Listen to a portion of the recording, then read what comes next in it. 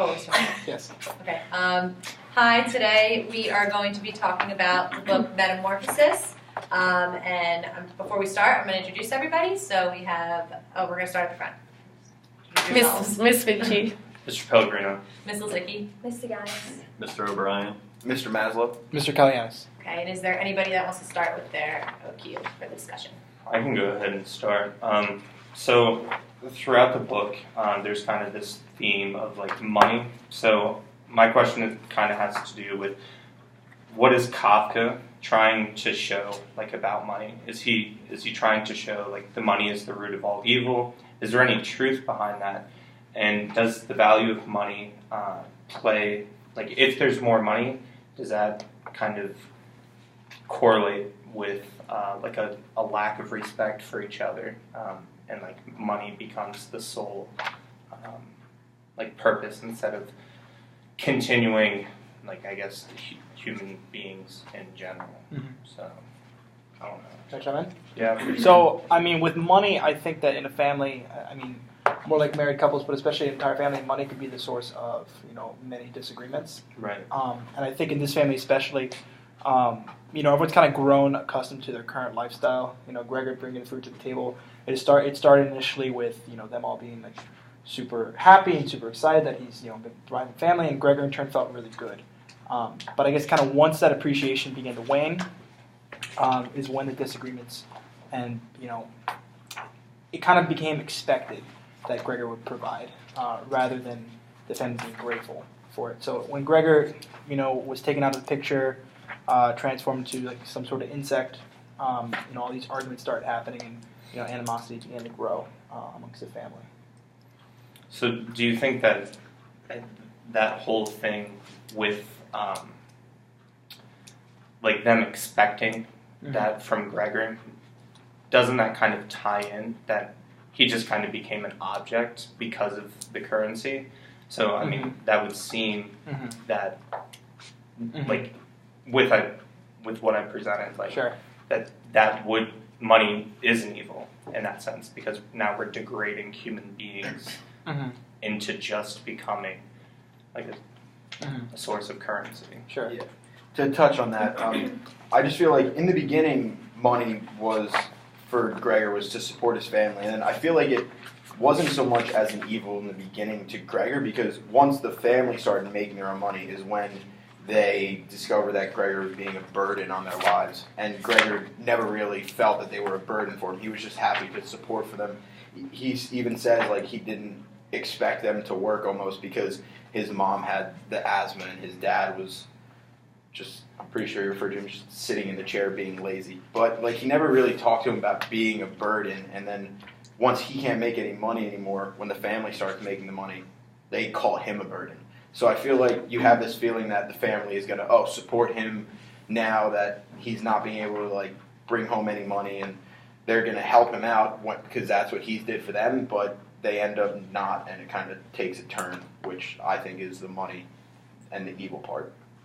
I kind of thought that too. I asked it in class about him being a burden, because the whole time he's just coming home every once in a while, providing them with money, and then once he can't, he's still being a burden on them by being this bug that they can't even stand looking at. And at the very end of the book, when Gregor actually dies, or whatever they think was in the room dies, his sister does the stretch of relief, it seems like, and now at that point they realize that they could provide for themselves. So it really seemed like Gregor the entire time was a burden, like pre-bug, bug, and then when he was dead, it was finally all gone. So it seemed like that was kind of a common thing the whole time. If I could just tie in one point to that, I don't know if he was a burden the whole time. I don't know if I specifically agree with that, but I think you definitely see as the story progresses that they start showing like he's more of a burden. And like what I brought up in class, in the beginning they had like plates dedicated to him, and then it was put on a newspaper and then put on the floor, and then it was just like kicked in. So I think that progression really shows it. I think too with it, Gregor kind of being an object or money being an object, and I think Gregor, in a sense, it can be argued that he presented himself as an object because, we read in the beginning how he was in the military and he kind of might have that sort of persona to, take on things and like take care of your family and things like that. So he maybe could have, just felt like, oh, well, yeah, my dad might have run his business into the ground and we're broke, but it needs to be on me to do that, like, because we need this money and all that. And even, the lodgers too that come in, you kind of see that everybody kind of is just an object, because, there's a part on page 97 where the lodgers are like bending over the dishes of dinner that's placed before them, like examining it, and just kind of shows that while Gregor's the object to his family, the Gregor's parents and sister are the objects to the lodgers too. So it's always like you're trying to work to make money, but like to please somebody else. So it's not like you really have that dignity, it seems, because you're just trying to do the best you can, and you're not able to maintain it because you. To go off of that, in part 3, I didn't really have the idea until part 3, but like the whole time I was feeling bad for Gregor, and then I had the idea, was he maybe super controlling, and to me he like took this upon himself. Maybe they never even asked him to do that, because it's terrible like that he's dead and they're happy about it. But on 117, whenever they're in the car, it says the car in which they sat all alone was entirely suffused with warm sunlight. So it's almost like they're happy and like they feel free and they're getting a fresh start. So maybe like the reading of poor Gregor was too, I don't know, like nice of us, maybe. I was gonna say, I originally thought that too. Like, I thought maybe they felt like he was a burden because he was providing for them, they couldn't like learn to provide for themselves. But then I was like looking back and seeing the reasons why they couldn't work, and I just feel like asthma and out of shape and clumsy just seems lazy to me. Like, you have athletes performing with asthma and you can't go to work because you have asthma, and like it just almost seems to me like maybe the family was just like privileged and they were like rich in a previous life and they're experiencing debt, and like they just never had to work for something now, so now they're just like making their son feel guilty, and he probably feels very like lucky to be in the family of theirs. Like, they've given him so much, he probably feels like, all right, it's my turn to like step up now. And so he probably I feel like he takes this upon himself, and like, because at the end, like when they realize that he's a bug and like he can't provide for them, they all of a sudden like can work now, and the dad's like proud to wear his uniform. So like, what, like the mom doesn't have asthma anymore, like she would carry the dad, and it just seems like weird how they almost like got what they needed out of him and realized like, all right, now we can't like be lazy anymore, we have to work. Sure. I agree with part of that. I mean, I think initially Gregor takes it upon himself to help the family just because he's a member. He thinks they've done so much for him. And, the type of person he is with military background is someone who, wants to provide and do their own part to the family. I just think they got comfortable with that current lifestyle. I think Mr. Pellegrino agrees kind of with the point he made earlier, but I think they got comfortable living the life they were and almost in a way forgot how to provide themselves, or kind of justified why they couldn't and why they were so dependent on him. So it was, I know like later on in the book it says like they were happy after a while after they were able to provide for themselves, but it was an adjustment period, and they basically saw Gregor as the primary source of income, and now that he's a bug, they obviously saw him as a burden more and more over time after realizing that this is a permanent thing that he won't get better from. So that kind of leads into my OQ is I guess like at what point does the transition happen from like Gregor becoming someone that they should like care for, and someone that they're sad about his metamorphosis into a bug, and when does it change from that into a burden? Mainly kind of like how the sister begins to treat him, I guess. I could just go off that. I think that there's I'm going to kick myself because I don't know the page number. There's a point that basically I think the mom realizes that there's like no chance for him to come back. It's like a realization, like a loss of hope. And I think it's kind of like midway through, if I believe correctly. It was like they were taking care of him when they thought it was just something that was temporary. And then it like changed. They realized it's A lot had permanent. to do with the food. When she would come in, like she would start like not taking care of the food, and she would put it down. Like she would just like bring it out. She wouldn't even care how much was eaten. His sister. I think a part of where he became a burden might be towards the end of like part 2, because when they're trying at first, like I guess the mother and the sister are trying to be a little bit more accommodating and make it as best as they can for Gregor, but moving the furniture, and when Gregor's mom like spots Gregor and she passes out and faints before the dad comes home, I think that's where it can kind of be turned as a burden, because then you have the dad come home and he freaks out on Gregor, and I think the sister gets a little upset because it's like, the mom shouldn't have really been helping her with all of it. Like, I think that might be a big part too. Question: why do you think that Greet, her sister, his sister, took on the role of caring for Gregor? Was that just because like she was the closest one? I know, like on page 62, I believe it was, towards the bottom, there's a line that says only Gregor's sister had to remain close to him all the time, and it was his secret to plan to send her off to the conservatory. So they kind of had like a little agreement, a little pact, kind of as siblings. But I'm wondering why. I mean, what do you guys think? I'm going to open up to the floor that she. I think she's kind of envious of Gregor, and she kind of saw as a chance to like prove to her parents like, oh, now like I'm the important kid, like because Gregor provided for the family, so obviously like he was more valuable to them, and like now that he's not, like I think she sees her opportunity to like steal the limelight, and then it's kind of proved at the end where they're like, all right, well, we lost that kid, but at least this one's good looking, so we can make her like the apple of our eye. So I think she definitely realizes that because she starts out caring so much about him, but then it kind of like fades. I think like the progression of Greta's and Gregor's relationship kind of is indicative to the entire family's like selfishness kind of towards him, because as soon as Greta or Greet, whatever her name is, or when Gregor became a bug, she started bringing them all that stuff, and then she realized that he wasn't going to be the same. And so it kind of seemed like their entire relationship before it, like it couldn't have been that real if she's not caring for her brother like that. And now they have to start figuring things out for themselves because Gregor can't provide for them anymore. And you can tell that the dad is that way because the dad never seems to really be that affectionate towards him. And the mom never really opened up when he was a bug either. So it kind of seems like the whole time that maybe it was just like a facade, their tight relationship. Because Gregor at one point says how like she's going to come in, she's going to play her... was it violin or what did she play? Yeah, her violin for him, be great, and then like comes to the realization that she doesn't care, like he's a bug. So like, yeah. I think with I think that the sister kind of takes a role like to take care of him, like partly because she's a little naive, like she's only 17, she's never worked, like maybe she still kind of feels like, oh, like it really can't be that bad, like yeah, he's sick, but maybe like if he sees me, like, granted 17, you know, you're almost going into college, but you could still be a little, like, childish and, like, immature and not understand the severity of, like, how sick you are. But then, you know, actually seeing Gregor, like, you know, in certain times, you know, after the first few times when she would bring food, and I think that was a big change for how she couldn't do it anymore. Because I think it was kind of how Mr. O'Brien was saying, like, it was becoming more real, and, you know, the relationship might not have been there. Yeah. You know? Just to touch on one more point between... Gregor and Greet was, I feel like Greet is the only thing that really gave Gregor like the feeling for like still being alive, like the want, the hope, exactly. And because you can see right on page 91, he starts to actually like doubt himself. He says, instead of coming to his aid and that of his family, every last one of them was unapproachable, and he was glad when they disappeared. At times, he would be not at all in the frame of mind to look after his family.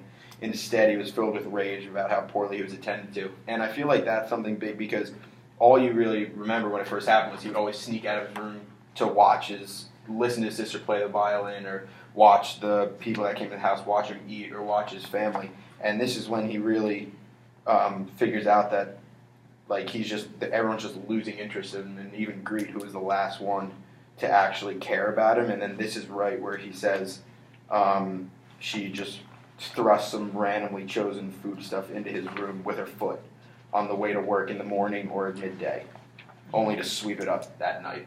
Like, and that's where you really see the turn in hope for Gregor, I think. I think that the like kind of an initial sense that like Gregor was a part of the family kind of goes back to like the relationship he had with his sister. But I mean, in terms of like him being kind of, I guess, taken for granted as a member of the family and kind of as a provider, I remember in the beginning part of the book there was a part where, I mean, even his like kind of work was suffering. It wasn't like to like the highest quality because he was kind of going through the motions at this point. I think he had about 5 more years of his current position, and he had plans to kind of get out. So I mean, I think with initially had there been more support from the family, more expression from them of like their gratitude for Gregor's labors for them. I think it would have helped, but I think his sister was kind of like the last person, if you will, to kind of make him feel like a part of the family, not just a tool. But that ultimately, I think, like waned like over time as kind of like the burden wear on him more and more. If there's not much more about your OQ. I think mine might kind of tie in to this part, like how, you know, Gregor's sister always took care of him, but I wanted to talk about Gregor's dad and like the reaction of him. So Perfect. I was wondering if you guys think like Gregor's father's reaction of him, like not acknowledging him or helping him like during the metamorphosis, as well as like treating him like an animal, like, and you can see those parts, you know, on page 49, he's like treating him like an animal, and 82 to 83, there's other parts where he's like either throwing an apple at him or shooing him back in with a broom. I was wondering if that could maybe, the relationship that Gregor now has with his father, if that could maybe be a metaphor or kind of like a larger connection that Kafka's trying to make, like saying that like, will a man leave, like with gender roles, I guess, will, you know, Gregor's father, is he so comfortable with, you know, his sister going in there and like taking care of everything, or like even his mom when they're moving some of the furniture around. Do you think that this is like Kafka's way of implying that there's still some struggles with like gender roles, I guess? I don't remember the book. Was the father there when the sister and mother was moving the furniture? I don't did he think leave so. I think he No, might have been at work. He Okay. came in after. Yeah. Okay. But like I know he didn't really want like any associate, like he never really acknowledged Gregor, like, you know, at least food wise, like, he didn't really think of the necessities like, you know, his sister did, and like his mom would always be like, well, I need to see him in his net and Right. stuff. He'd be like, no, like it's not the way to do this. So I didn't know if maybe like the roles of leaving it to, well, I mean, I guess kind of the mom and the sister rather than the dad, because the dad, the only job that he really did was just kind of shoo him back in his room. So I just didn't know if you guys thought that. Yeah, Could be a larger connection. I thought it was interesting how like the mother and the daughter, being both females, obviously, they were very accepting of it, opposed to like what the father was, and I feel like that's a lot of ways like real life kind of. I feel like your like females in your world are always like more like accepting of things, and it takes more for like a father to understand what you're going through and that kind of stuff, which is something that like relates this book to like real life. And Do you think that that could be because, like, you know, men are supposed to be a little bit more like tough, and I guess just based off of society sometimes, and women are supposed to be a little more nurturing? Like, you think that's probably why? I would have to agree. Yeah, I kind of thought about this when it was going on. I didn't really think about like a gender role thing really going on, but I just thought of this as like the classic stereotypical like hard ass dad. Yeah. Yeah, Like, yeah. And like, Who's I like was ashamed the of example I would think of is son coming out and the dad being like won't even like accept his son anymore, but like you'd imagine the mother like, oh, it's okay, like Yeah. he's still my son. Right. But like that's what I thought about when because he was just basically acting like Gregor wasn't there, because like you see so many like TV shows and stuff like that where that's the stereotype where the dad just kind of has to be the man and won't accept it. But I mean it's obviously a different situation as a bug, but still. And then with that, I know, I mean, the dad's business failed, so obviously, I mean, having Gregor support the family would be like a logical choice, I think, in his eyes, in terms of like the gender roles of the family at the time, kind of having Gregor, the man, be a caretaker of the house and, you know, provide primary source of income. At least that's probably how the father thought. And then after Gregor's taken out of the picture, he probably didn't want to deal with that at all, because he thinks that now he's unable to do such a thing and not good for anything in his eyes. This is kind of what I think. So he, you know, sat down and explained the family's finances. I think that was like on 62, which he discussed with the mother and the daughter as well, and like not happy, of course, initially. So he's kind of like weighing all options, but you know, nowhere does he actually like make an effort to like talk to Gregor or anything like that. I think kind of to just comment on that, I think a father, at least kind of in my family, it's like no parent's really assigned to a kid, but like the father kind of watches over like the son and stuff. And I think it's specifically difficult for like in this case, like not having the continuation of the family, like the family line. Yeah. So I don't know if that Like carry on. right, carry on the tradition, and that might be why the father might not have felt as bad, because in some like sick and twisted way he might be thinking like, well, if Gregor has to provide for like our family, like when Gregor goes on and has his own family, like he'll already, you know, be in the habit of, and like maybe in a sick, twisted way, he thinks he's like doing Gregor. a favor. Yeah. But that's interesting. I didn't think about it. You said something interesting though, kind of carry on the family name. Yeah. So I guess like, Gregor being the only, male heir, carry on the family name. Now he's not able to do so. So Right. I'm sure the father's pretty upset about that as well. Would be another thing. Yeah. Kind of like where does the father's legacy go from there? Yeah. I guess because I guess in his eyes it might just stop at that point. So that's kind of probably a hard thing to deal with. Which I think in turn leads them to pay more attention to their daughter. At the end of the book, they're looking to find her husband, kind of focus on that part of the family now, which I didn't really see that too much in the beginning of the book, like prior to Metamorphosis. If I could just add another question. Sure.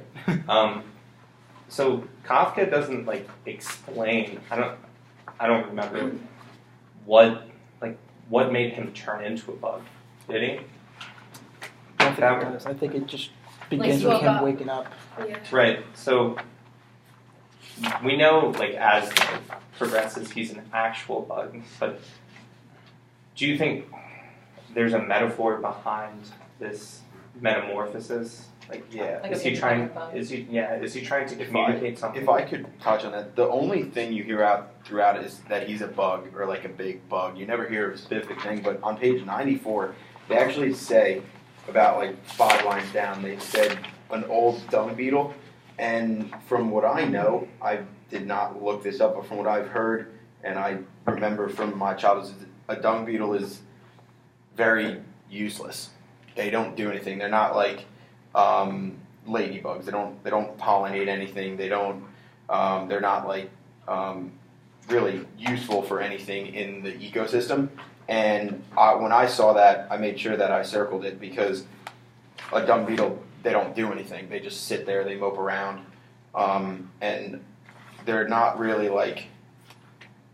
They just don't hold a purpose in life, and I feel like that's what's happening in his life right now. He's not really holding a purpose to anything. He's only being a burden, and maybe a dung beetle won't be a huge burden, but you'd rather have no dung beetles than one. I feel like the metamorphosis came at a time like whenever he said he felt like he was like not appreciated anymore. He was needed, he was providing, like they liked it, and then once they started, I feel like they started ignoring him before he even changed.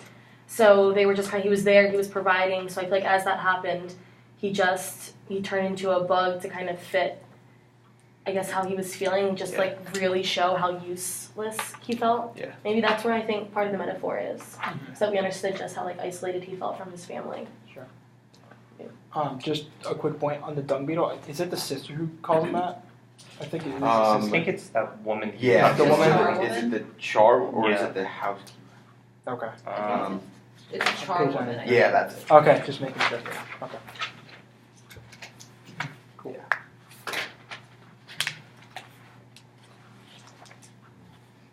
With the Charwoman, I know he asked us to look like what her purpose was. So I know like you don't think that Gregor was like controlling, but what if her like she was like nasty to him? But what if her just directly confronting him? She wasn't scared of him.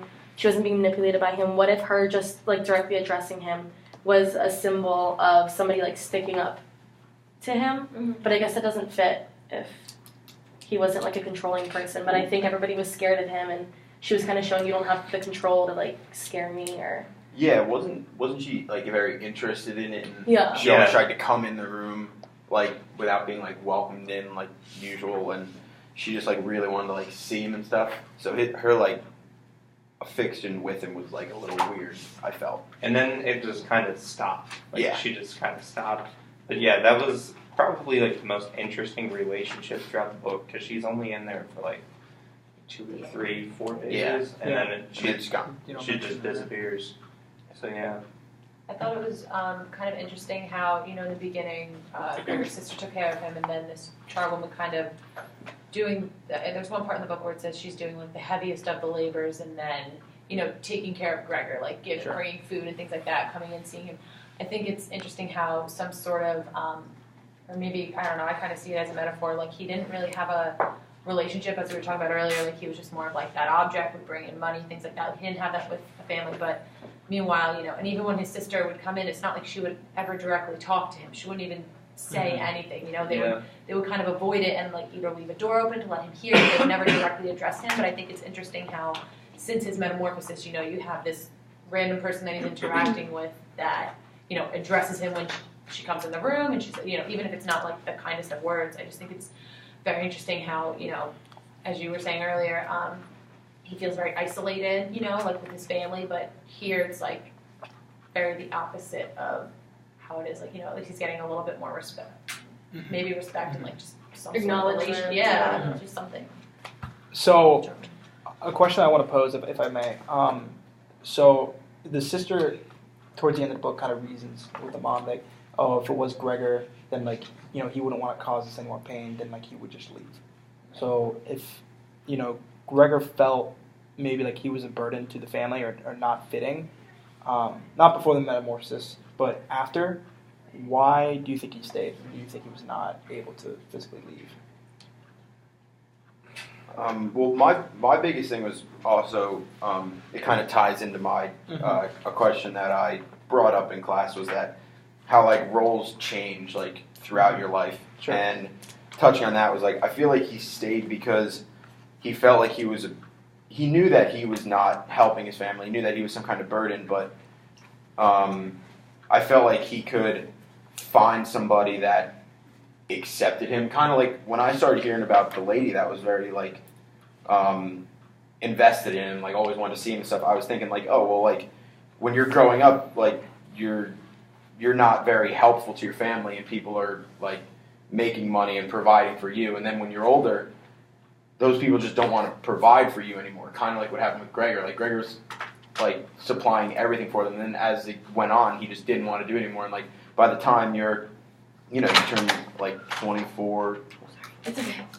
like when you're getting older and looking at your house, like your parents are like, come on, like you got to get out of here. You got to go fend for yourself. And usually that's when you find somebody that will give you purpose in life. And that's what I felt like was happening here, but it didn't.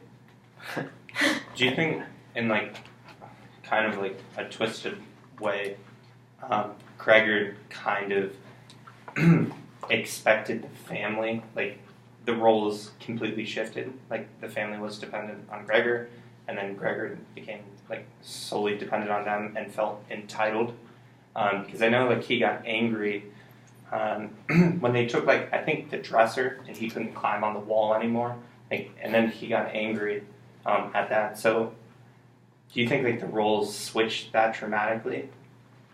I would think so. I just think you brought up a really good point how, you know, parents kind of like are supposed to raise you and, you know, it's like, okay, after college, like you're going to get a job and live on your own and like you're not on our cell phone bill and like things like that. And I think, you know, maybe the parents and like, you know, going back to your question with if Gregor knew he was a burden, why couldn't he like leave, I guess. I just think like he might have thought, you know, roles would have changed, but since they haven't changed, you know, maybe the parents just felt like, well, we already raised you to this, and like we had all these hopes and dreams for you, and now, you know, you were doing your job, but now you're really not doing anything for us to kind of get out. But I think Gregor's still, you know, at least even in the beginning, he was still always trying to find ways to help or to figure out a way to maintain a role in the family. But I think it was pretty drastic.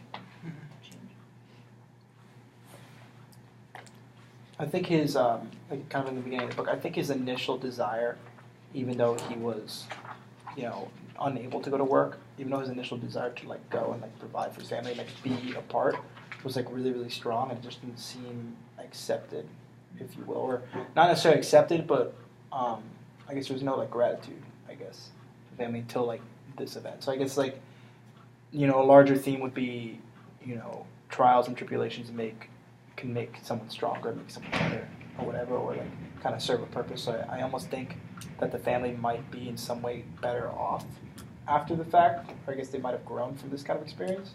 But They definitely grew. Like they had to learn how to provide for themselves, and I guess appreciate like the fruits of their labor.